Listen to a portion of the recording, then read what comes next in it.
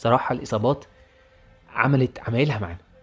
يعني احنا كنا مثلا بنتكلم على ان اكرم توفيق لو ما اتصابش وكريم فؤاد لو ما اتصابش كان ممكن الموقف احسن شويه بالنسبه للاجنحه، اهو كريم بيسد شويه واكرم بيلعب في اليمين. لكن كمان كده بقى عندي ازمه في الاجنحه، ازمه في الجنب اليمين عوض طب خد عبد الفتاح، وازمه عندي في الدفاع اصلا هي كانت موجوده وانا كنت محتاجها.